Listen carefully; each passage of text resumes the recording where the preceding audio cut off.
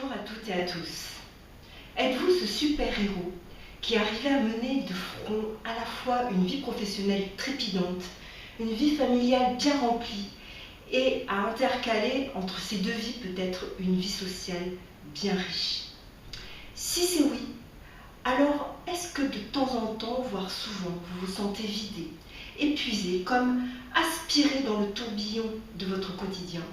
Et peut-être même commencez-vous à vous sentir oppressé, peut-être avec cette sensation de ne plus respirer. Eh bien, c'est typiquement les symptômes que dans l'organisation de votre journée de super-héros, vous avez oublié peut-être l'essentiel. Et l'essentiel, c'est vous.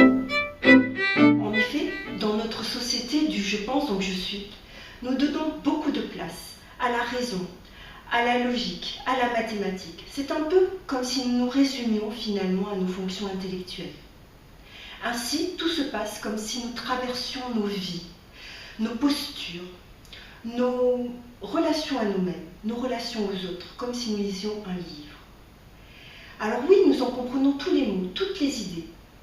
Et pourtant, c'est comme si nous étions désincarnés, sans corps, coupés de notre corps. Coupés de nos ressentis, coupés de nos sensations, coupés de nos perceptions. Alors oui, vous savez ce que c'est que de se connaître, connaître ses limites, lâcher prise, dépasser ses émotions, rester centré, rester connecté à soi. Mais permettez-moi de vous poser une question. Quelle conscience avez-vous de ce que vous vivez?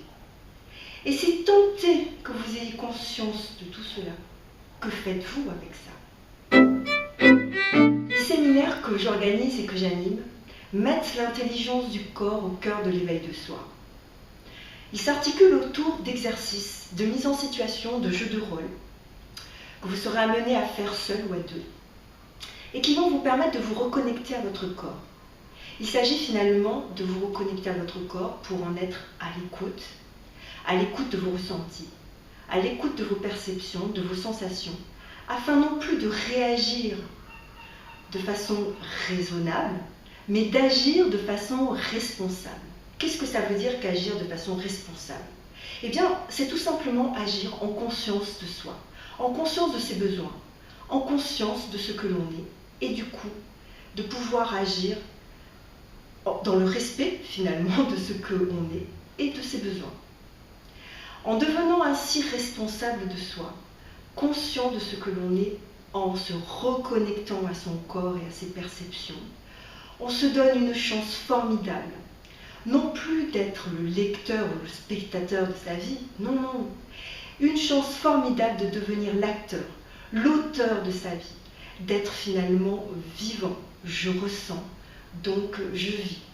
On se reconnecte à cette formidable machine, entre guillemets, qui est la seule chose dont nous héritons lorsque nous naissons sur cette terre, notre corps, ses 5 sens et une infinité de potentialités et de potentiels qui s'ouvrent à vous et qui est simplement votre vie. Incarnez votre vie. Voilà, donc j'espère que ça vous donnera envie de faire ce voyage vers vous. Et en tout cas, je reste à votre disposition pour toute information. Merci à vous.